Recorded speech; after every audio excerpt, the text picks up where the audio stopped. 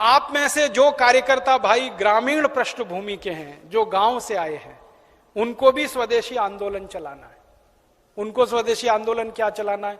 अपने गांव में विदेशी कंपनियों की सबसे ज्यादा बिकने वाली जो चीज है वो है रासायनिक खाद, जिसको हम यूरिया कहते हैं, डीएपी कहते हैं, सुपर फॉस्फेट कहते हैं, और रासायनिक कीटनाशक जिसको एंडोसल्फान कहते हैं, मेलाथियान कहते हैं, पैराथियान कहते हैं, बेंजीन हेक्साक्लोराइड कहते हैं। तो ये विदेशी कंपनियों के कीटनाशक और रासायनिक खाद ये किसानों के बीच में सबसे ज्यादा खरीदी जाती है, और एक साल में 4,80,000 करोड़ रुपए की खरीदी जाती है रासायनिक खाद और कीटनाशक। माने हमारे किसान हर साल रासायनिक खाद और कीटनाशक खरीदकर विदेशी कंपनियों को 4,80,000 करोड़ रुपए दे रहे हैं। ये भी हमको बचाना है। तो क्या करना है? किसानों को जब समझाना है जाकर गांव गांव में कि भैया ये रासायनिक खाद विदेशी है, ये मत डालो। तो किसान पूछेगा क्या डालें? तो उससे कहो गोबर की खाद डालो, ये रासायनिक खाद मत डालो। तो किसान पूछेगा जी गोबर की खाद में फायदा कम है, रासायनिक खाद में फायदा ज्यादा है। तो उसको बड़े प्रेम से समझाना है कि गोबर की खाद में ही फायदा ज्यादा है, रासायनिक खाद में फायदा तो बहुत कम है, क्योंकि रासायनिक खाद बहुत महंगी मिलती है। पहले एक कट्टा रासायनिक खाद मिलती थी 70 रुपए में, अब एक कट्टा रासायनिक खाद मिलती है 250 रुपए में, 300 रुपए में, 350 रुपए में, और कभी कभी ब्लैक हो जाए तो 500 रुपए में यूरिया। और हर साल कीमत बढ़ती जाती है। क्यों? क्योंकि ये रासायनिक खाद बनती है उन वस्तुओं से जिनको पेट्रोलियम प्रोडक्ट्स कहा जाता है, और सारे पेट्रोलियम प्रोडक्ट्स जिसको नेफ्था कहते हैं वो विदेशों से आता है। इसका पैसा पूरा विदेश में जाता है। किसानों को समझाइए ये कि बहुत महंगी पड़ती है। और इसकी महंगाई पता है दूसरी क्या है? एक बार आपने खेत में 1 कट्टा यूरिया डाल दिया तो अगली बार 2 कट्टा डालना पड़ेगा, 2 बोरे डालना पड़ेगा। और एक बार 2 बोरे पड़ गया तो अगली बार 3 बोरे डालना पड़ेगा। एक बार 3 पड़ गया तो फिर 4 डालना पड़ेगा। हर बार बढ़ता ही जाता है, बढ़ता ही जाता है, बढ़ता ही जाता है, खर्चा बढ़ता जाता है। और मालूम है रासायनिक खाद बहुत गर्म होता है। गर्म रासायनिक खाद यूरिया डीएपी आप डालते हैं, मिट्टी पूरी चटक जाती है गर्मी के कारण, तो पानी ज्यादा देना पड़ता है। गोबर की खाद लगा के खेती करें तो गेहूं की फसल लेने में 3 पानी लगता है। यूरिया डीएपी डालकर अगर गेहूं की खेती करें तो 5-6 बार पानी लगाना पड़ता है। पानी का खर्चा बढ़ जाता है, और पानी का खर्चा बढ़ेगा तो पानी तो जमीन में से ही निकालना पड़ता है। जमीन से ज्यादा पानी निकाल के आप खेतों में डालते रहेंगे तो पानी का तल नीचे नीचे नीचे नीचे होता चला जाता है। पहले पानी 25-30 फुट पे मिलता था, अब पानी 900 फुट तक नहीं मिलता खेतों में। तो किसानों को समझाइए कि यूरिया डालने से बड़ा भारी नुकसान है। एक तो हर साल खाद की मात्रा बढ़ानी पड़ती है, खर्चा बढ़ता है। दूसरा, हर साल पानी की मात्रा बढ़ानी पड़ती है, वो खर्चा बढ़ता है। और जहां पानी निकालने के लिए बिजली नहीं है वहां डीजल पंप चलाना पड़ता है, तो डीजल का खर्चा बढ़ता है। और डीजल कभी भी महंगा होता रहता है। एक जमाने में 7 रुपए लीटर मिलता था डीजल, अब 35 रुपए लीटर। 2-4 दिन के बाद ये 40 रुपए लीटर होने जा रहा है। फिर हो सकता है 1.5 साल में 100 रुपए लीटर हो जाए। किसान कहां जाएगा? मर जाएगा वो तो डीजल का खर्चा करते करते। और फिर एक और नुकसान होता है कि ये यूरिया डीएपी जब हम खेत में डालते हैं तो मिट्टी में ये केमिकल घुल जाते हैं, और मिट्टी में घुल गए तो पौधे की जड़ में आ जाते हैं, पौधे की जड़ से पौधे के तने में आ जाते हैं, पौधे के तने से पौधे के फल में आ जाते हैं, पौधे के फल में आ जाते हैं तो फिर वही फल हम खाते हैं, हमारे शरीर में आ जाते हैं। और हमारे शरीर में अगर ये जहर आ गया तो हमारी माताएं तो पूतना हो जाती हैं।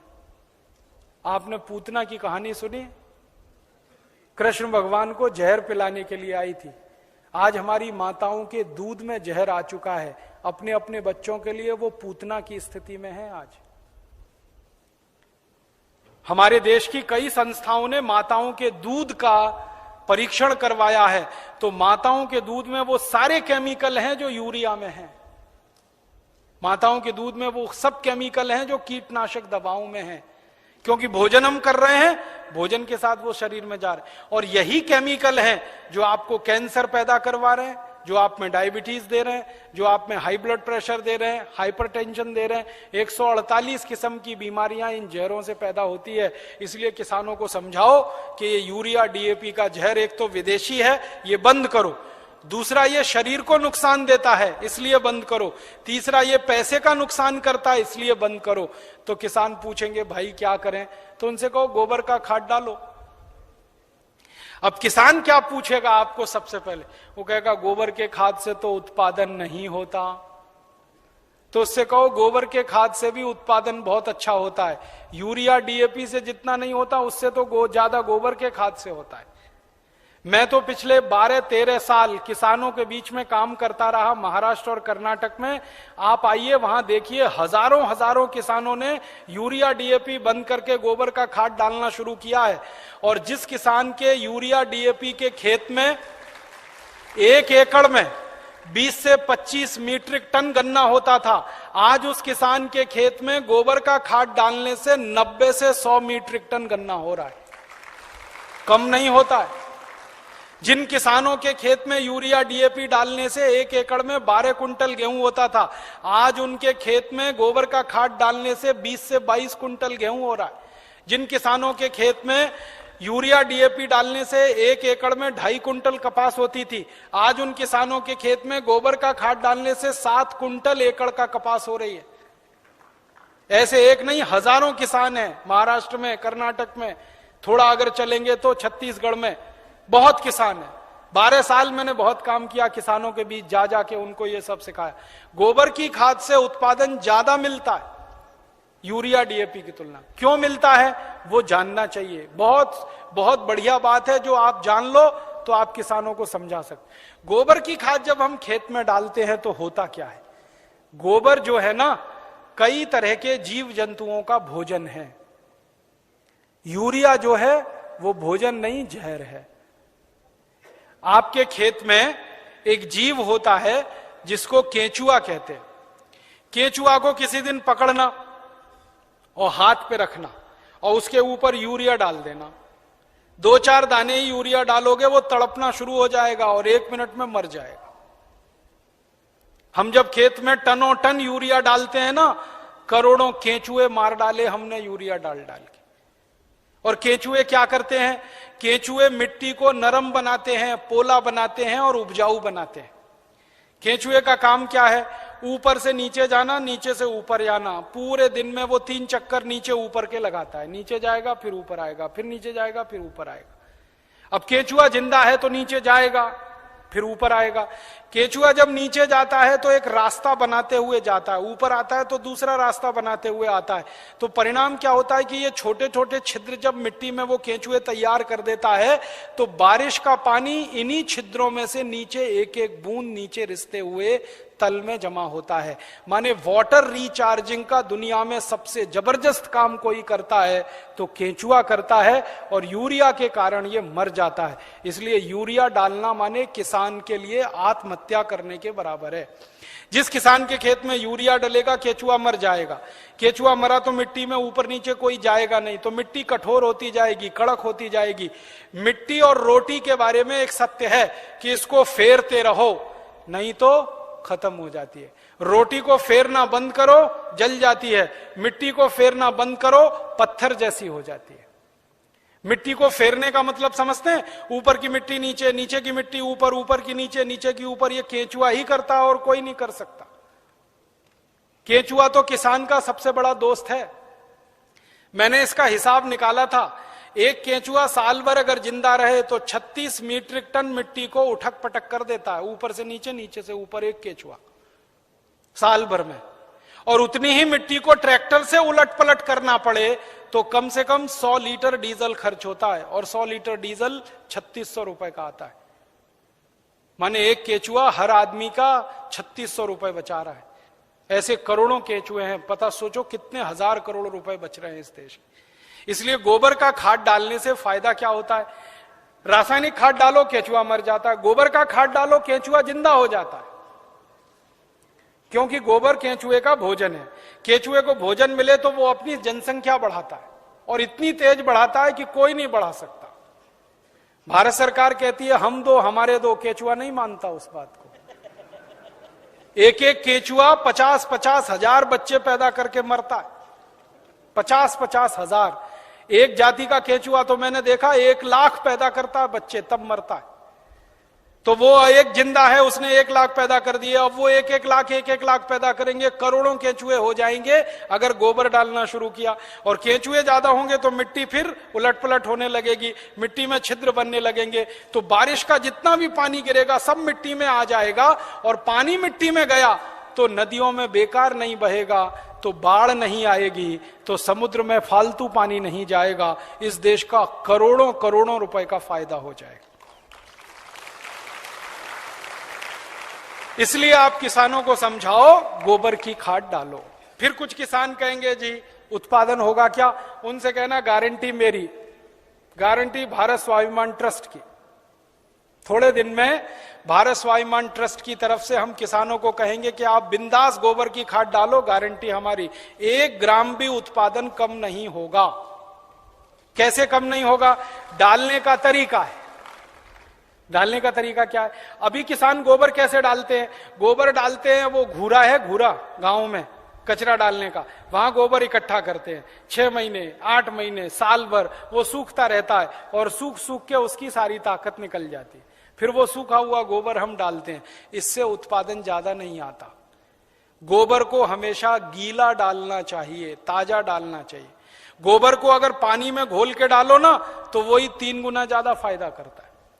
तो किसानों को यह समझाओ कि गोबर को सुखा के खेत में ना डालें, उसको पानी में घोल के डालें। तो कैसे घोलेंगे पानी में, उसका फॉर्मूला लिख लो आप। और जो जो गांव में जाने वाले कार्यकर्ता है, ये सब किसानों को आप बोलो कितना गोबर डालना है, कितना पानी उसमें मिलाना है, कितने बीघे के लिए काम में लाना है उसको। अब आपको मैं एक मोटी सी बात बता देता हूं। 1 एकड़ माने 2.5 बीघा, 5 बीघा नहीं, 2.5 बीघा। तो एकड़ 2.5 बीघे का हिसाब जोड़कर बताता हूं। एक किसान को एक बार में 1 एकड़ फसल के लिए कितना गोबर डालना पड़ेगा? गीला करके डालेंगे तो 10 किलो गोबर, बस 10 किलो गोबर, 10 किलो गोबर। फिर से सुन लो, 10 किलो, ज्यादा नहीं बोल रहा हूं, 100 किलो नहीं, 10 किलो गोबर 1 एकड़ के लिए। डालना कैसे? लिख लो 10 किलो गोबर। फिर इसमें चाहिए 10 लीटर मूत्र, जिस जानवर का गोबर उसी का मूत्र। गाय का गोबर तो गाय का मूत्र, भैंस का गोबर तो भैंस का मूत्र, बैल का गोबर तो बैल का मूत्र। अब आप बोलोगे गोबर तो इकट्ठा कर लेंगे, मूत्र कैसे इकट्ठा करें? जानवर जो मूत्र देते हैं ना, जहां पे आप जानवरों को रखते हो वहां पे पत्थर वत्थर लगा के एक छोटी सी नाली बना लो और उसमें ढाल लगा दो। जितना भी वो पेशाब करेंगे वो नाली में आ जाएगा। नाली के आगे एक खड्डा खोद दो, वो सारा उसमें जमा हो जाएगा, फिर वो ले लो। और मैं आपको एक अच्छी बात बताता हूं, जानवरों के मूत्र की कोई एक्सपायरी डेट नहीं है। 1 साल, 2 साल, 3 साल, 5 साल, 10 साल, 20 साल, 50 साल खराब ही नहीं होता। तो चिंता करने की बात ही नहीं है। तो इकट्ठा होता रहेगा, खड्डे में डालते रहो। तो 10 किलो गोबर, 10 लीटर मूत्र, ठीक है। फिर इसमें मिलाना है लगभग 1 किलो गुड़, आधे से 1 किलो गुड़। गुड़ तो आप सब जानते हो। एक तो गुड़ होता है जिसको आप खा लेते हो, एक तो गुड़ ऐसा होता है जिसको जानवर खा लेते हैं, और एक गुड़ ऐसा होता है जिसको कोई नहीं खा सकता, गीला गीला, पुराना पुराना, काला काला। वो गुड़ खेत के बहुत काम का है। जो सबसे घटिया गुड़ है, जिसको ना जानवर खा सकते हैं ना आपका, वो खेत के लिए बहुत काम का है। तो वो गुड़ ले लो, आधे से 1 किलो। गोबर हो गया, मूत्र हो गया, गुड़ हो गया। अब इसमें लगभग 1 किलो डालना है दाल का आटा। दाल है ना, दाल, अरहर की दाल, मूंग की दाल, उड़द की दाल, चने की दाल, सोयाबीन की दाल, खेसारी की दाल, कोई भी दाल, 1 किलो उसका आटा। 4 चीजें हो गई, गोबर, गोमूत्र, गुड़, दाल का आटा। और इसमें डालनी है 1 मुट्ठी मिट्टी। 1 मुट्ठी में आधा किलो या 1.25 किलो तक मिट्टी आती है। मिट्टी कहां से लानी है? आपके खेत के आसपास अगर पीपल का कोई पेड़ है, बरगद का कोई पेड़ है, तो उसके नीचे से खोद लो मिट्टी। पीपल के पेड़ के नीचे की या बरगद के पेड़ के नीचे की? पीपल और बरगद के पेड़ के नीचे की ही मिट्टी क्यों खोदना? आपको मालूम है पीपल और बरगद के पेड़ हर समय ऑक्सीजन देने वाले पेड़ हैं, और ज्यादा ऑक्सीजन देने वाले पेड़ के नीचे जीवाणुओं की संख्या बहुत होती है। तो पीपल और बरगद के पेड़ के मिट्टी में जीवाणु सबसे ज्यादा होते हैं, यही जीवाणु खेत को चाहिए। तो मिट्टी ले ली, 5 चीजें हो गई, गोबर 10 किलो, मूत्र 10 लीटर, गुड़ लगभग 1 किलो, दाल का आटा 1 किलो और मिट्टी लगभग 1 किलो। ये 5 चीजों मिला दो, घोल दो। हाथ से घोल लेना, खराब नहीं होंगे हाथ, नहीं तो डंडे से घोल देना। एक ड्रम में घोल लेना, प्लास्टिक के ड्रम में घोल लेना, नहीं तो लोहे के ड्रम में घोल लेना। प्लास्टिक का होगा तो अच्छा, लोहे वाला क्षरण ज्यादा होता है। अब इसको घोल के 15 दिन रख देना, 15 दिन रख देना। घोलने में तकलीफ आए तो थोड़ा पानी मिला देना, ज्यादा मत मिलाना, थोड़ा ही मिलाना। घोल के 15 दिन रख देना। 15 दिन के बाद यह खाद तैयार हो जाएगा। इस खाद में क्या होगा, करोड़ों करोड़ों सूक्ष्म जीवाणु पैदा हो जाएंगे। वो जो मिट्टी डाली ना, मिट्टी के जीवाणु अगर 1 लाख हैं तो 15 दिन में वो 100 करोड़ से ज्यादा हो जाएंगे। ढक के रख लो तो अच्छा है, छांव में रखना सबसे अच्छा, धूप में बिल्कुल मत रखना, पेड़ के नीचे की छांव में रखना, नहीं तो कोई ऐसी जगह रखना जहां सूर्य का प्रकाश ना आता हो, और इस पे कपड़ा बांध दो, ढक्कन लगा दो, जैसे है ढक लो। अब ये 15 दिन में तैयार हो गया, इसमें करोड़ों जीवाणु तैयार हो गए। अब ये जीवाणु घोल, इसको जीवाणु घोल कहते हैं, इसको खेत में डालना है। डालने से पहले इसमें पानी मिलाना है, और पानी कितना मिलाना है, जितना गोबर था उसका 10 गुना पानी, 10 गुना कम से कम। 100 लीटर पानी, 10 किलो गोबर तो 100 लीटर पानी, और ज्यादा से ज्यादा पानी मिला सकते हैं तो 200 लीटर। तो 100 से 200 लीटर पानी मिला लिया। अब ये पूरा परफेक्ट घोल हो गया। इसको 1 एकड़ के खेत में छिड़कना है, जैसे पानी छिड़कते हैं ना मिट्टी दबाने के लिए, ऐसे ही छिड़कना है बस। आप इसको छिड़क देंगे तो ये करोड़ों जीवाणु मिट्टी में पहुंच जाएंगे, तो मिट्टी में जीवाणुओं की संख्या बढ़ती जाएगी, और मिट्टी में सारा खेल खेलने का काम जीवाणु करते हैं। आपको मालूम है जीवाणु क्या करते हैं? जीवाणु सारा काम करते हैं। पौधे की जड़ को नाइट्रोजन की जरूरत है तो ये जीवाणु उपलब्ध कराते हैं। पौधे की जड़ को कैल्शियम चाहिए तो ये जीवाणु उपलब्ध कराते हैं। पौधे की जड़ को आयरन चाहिए तो ये जीवाणु, माने पौधे को बड़ा होने के लिए जितने भी सूक्ष्म पोषक तत्व चाहिए और फिर वो हमारे शरीर में वास्तव में चाहिए, वो सब इन जीवाणुओं की करामात से ही मिलता है। तो पौधे की जड़ को भरपूर सूक्ष्म पोषक तत्व मिलने लगेंगे, पौधे की बढ़त बहुत तेज होगी, और जिस पौधे की बढ़त अच्छी होगी उसका फल अच्छा होगा, जिसका फल अच्छा होगा उसका उत्पादन अच्छा होगा। अब इसमें समय लिख लो, कितनी बार डालना, कब डालना। सबसे अच्छा तरीका यह होता है कि खेत को जब जोतने की तैयारी करें ना, जोतें, बीज डालने से पहले खेत जुताई होती है ना, खेत जुताई करते ही 1 दिन डाल दो। आज जुताई किया, कल डाल दो, जुताई करके डाल दो। ये पहली बार, ठीक है। फिर इसके डालने के 2-3 दिन बाद या 4 दिन बाद या 5 दिन बाद बुआई कर दो। है कितना डाल सकते हैं बताए ना? 1 एकड़ में जितना तैयार हुआ 200 लीटर वो। तो आपने इसको जोत के 1-2 दिन में डाल दिया, फिर बीज बो दो।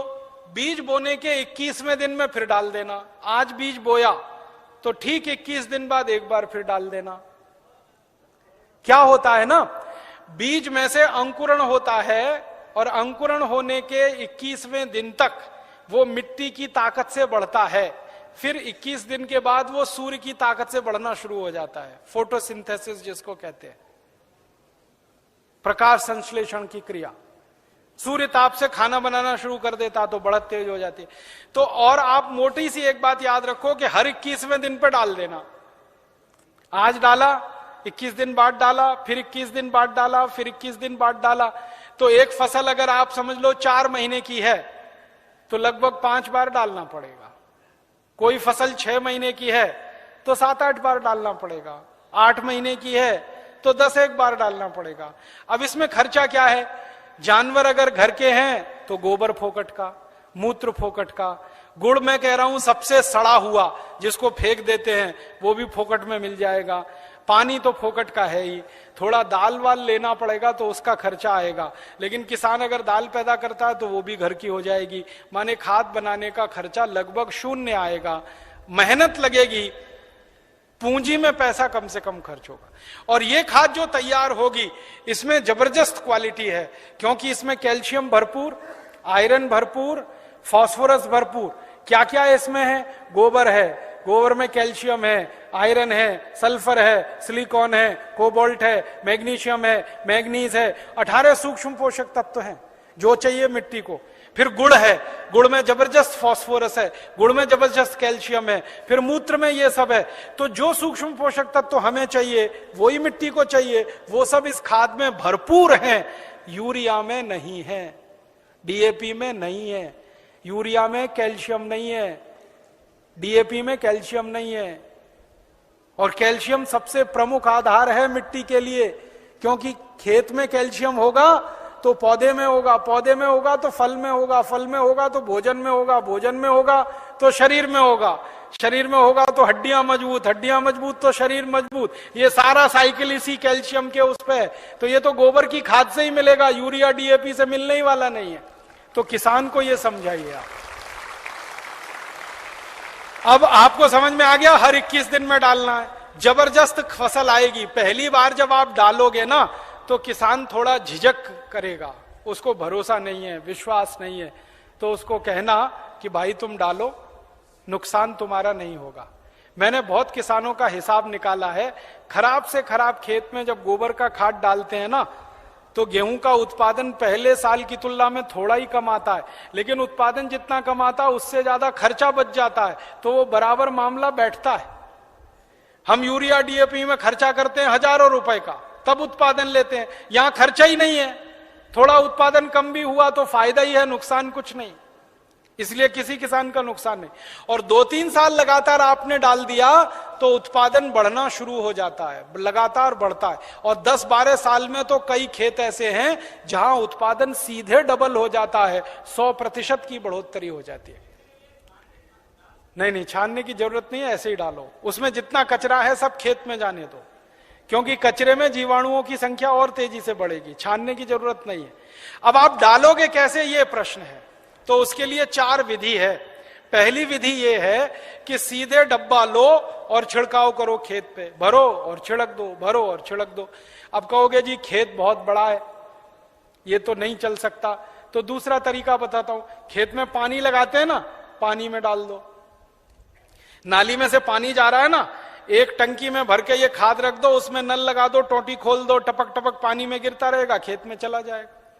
ये दूसरा तरीका। तीसरा तरीका यह है कि अगर किसी के घर में जानवरों की संख्या ज्यादा है तो गोबर ज्यादा होगा उसके पास, तो थोड़ा सा गोबर तो इसमें इस्तेमाल हुआ, बचे हुए गोबर का क्या करेंगे? तो बचा हुआ गोबर अगर सूखा है तो उसको इसी में डाल देना 15 दिन के बाद 200 लीटर पानी मिला के, तो वो गोबर भी गीला हो जाएगा।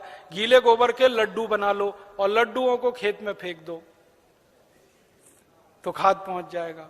और एक तरीका है, खेत में से मिट्टी खोद लो, मिट्टी खोद लो, मिट्टी में ये पूरा घोल मिला दो, मिट्टी गीली हो गई, मिट्टी के लड्डू बना लो, लड्डुओं को खेत में फेंक दो तो खाद पहुंच जाएगा।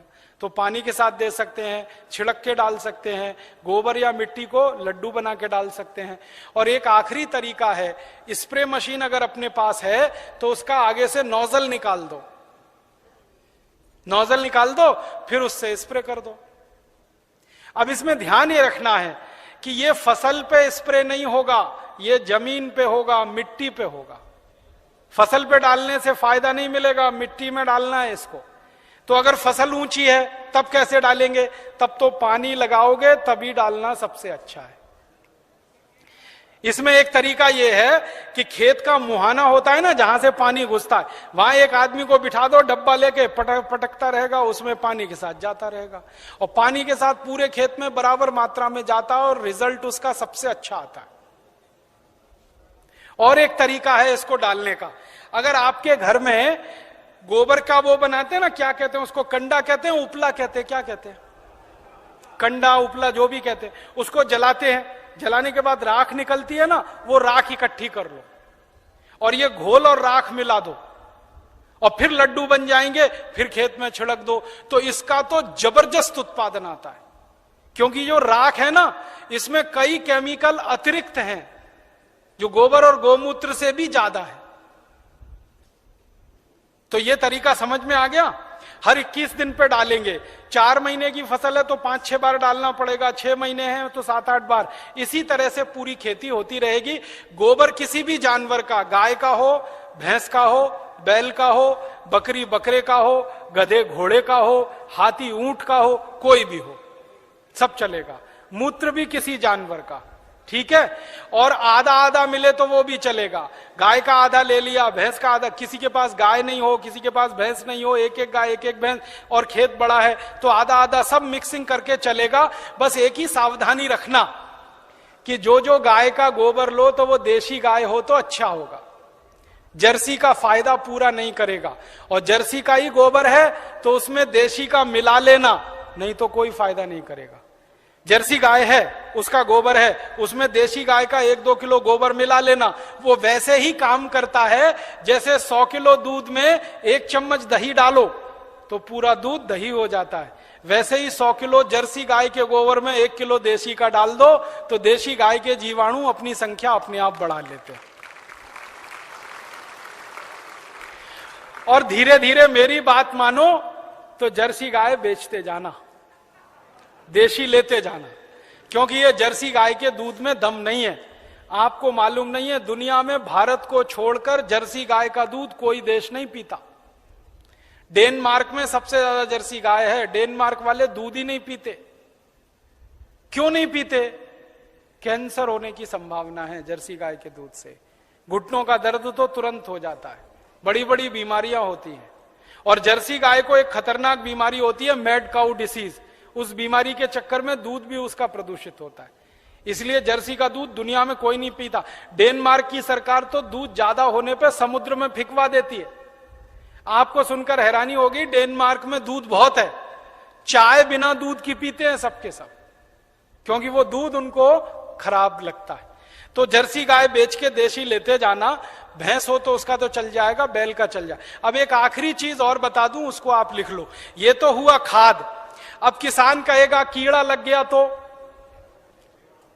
कीड़ा लग सकता है ना, तो उसका भी एक फॉर्मूला लिख लो। कीड़ा अगर लगता है, कीट लगता है, तो उसकी दवा भी हम खुद बना के छिड़क सकते हैं, पैसा खर्च करने की जरूरत नहीं। कीड़ा मारने की दवा कैसे बनेगी? 20 लीटर जानवरों का पेशाब ले लो, गाय का, बैल का, भैंस का, 20 लीटर, ठीक है। ये 1 एकड़ के लिए बता रहा हूं। फिर इसमें 2.5-3 किलो नीम के पत्ते की चटनी डाल देना। नीम के पत्ते की चटनी, नीम का पत्ता है, पीस के चटनी बना के डाल देना, 2.5-3 किलो। और आकड़ा देखा है? आकड़ा, आकड़ा के पेड़ के पत्ते की भी चटनी डाल देना, 2.5-3 किलो। आकड़ा, आक कहते हैं, आक, कुछ लोग अकौआ कहते हैं उसको। आक, आकड़ा, अकौआ, हाँ वही जो हनुमान जी पे चढ़ाते हैं, जिसमें सफेद सफेद दूध निकलता है। और एक तीसरा पत्ता है, सुनो सुनो भाई, एक तीसरा पत्ता है बेशरम। बेशरम जो है ना, अक्सर गांव में घुसते हैं ना, तो दोनों तरफ किनारे किनारे लगा रहता है, पान के जैसा पत्ता, बैगनी रंग का फूल आता है, उसमें ना खुशबू होती है ना कुछ होता है, बिना पानी के बिना बीज के होता है, इसलिए बेशरम कहते हैं। तो 2-2.5 किलो ले लो। और एक पत्ता है आपके गांव में अगर मिले तो, सीताफल का पत्ता, शरीफा जिसको कहते हैं, सीताफल शरीफा, उसका पत्ता 2-2.5 किलो ले लो। और अगर गांव में मिल जाए ना तो वो घास आती है ना, कांग्रेस घास, उसको चटनी बना के डाल दो, 2-2.5 किलो। और इसमें थोड़ा सा खूब तीखी लाल मिर्च हो, हरी मिर्च हो, तो वो पीस के डाल दो, 250-300 ग्राम। लहसुन पीस के डाल दो, आधा किलो के करीब।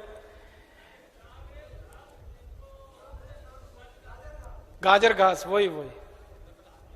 और मैं आपको एक मोटी सी बात बताता हूं, वो याद रखो, जिन जिन पत्तों को गाय नहीं खाती, फिर से सुनो, जिन जिन पत्तों को गाय नहीं खाती और आपके गांव में उपलब्ध है, वो सब पत्ते पीस के डाल दो इसमें।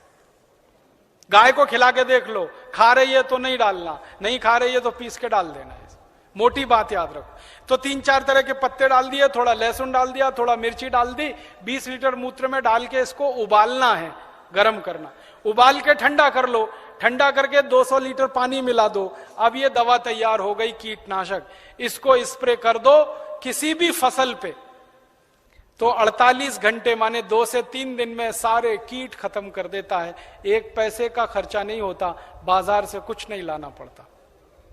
ये हर फसल में काम आता है, गेहूं में, चावल में, चने में, दाल में, मटर में, गन्ने में, हर तरह की फसल में ये उपयोग हो सकता है। तो कीटनाशक दवा बनाने का आपको मालूम, खाद बनाने का आपको मालूम। अब यूरिया, डीएपी और एंडोसल्फान गांव गांव से हमें बंद कराना है। 4,80,000 करोड़ रुपए किसानों का बचाना है, 2,32,000 करोड़ रुपए शहर वालों का बचाना है। ये दोनों मिला दें तो करीब 7-8 लाख करोड़ रुपए देश का हम बचा सकते हैं स्वदेशी आंदोलन की ताकत से। और बाहर से जो इंपोर्ट हो रहा है करीब 7 लाख करोड़ का, अगर पक्के स्वदेशी वाले लोग हो जाएं तो इंपोर्टेड चीजें भी बंद हो सकती हैं। 14 लाख करोड़ का फायदा, माने इतना बड़ा फायदा हम पूरे देश को दे सकते हैं अपने स्वदेशी आंदोलन और अभियान से। इसलिए स्वदेशी आंदोलन और अभियान को गांव गांव जाके चलाना है। और आपको इसके लिए उस जमाने में लोकमान्य तिलक ने जैसा परिश्रम किया, महात्मा गांधी ने जैसा परिश्रम किया, विपिन चंद्र पाल ने जैसा परिश्रम किया और क्रांतिवीरों ने जैसे परिश्रम किया, वैसा ही परिश्रम आपको करना है। ताकि क्या होगा, जैसे आज हम लोकमान्य तिलक का नाम याद रखते हैं अपने देश के लिए, अपनी सभ्यता के लिए, अपनी आजादी के लिए, वैसे ही आपका नाम आने वाली पीढ़ियां याद रखेंगी इस देश के दूसरे स्वदेशी आंदोलन के लिए। ऐसा कहकर मैं आपका आभार व्यक्त करता हूं, बहुत बहुत आपको धन्यवाद देता हूं।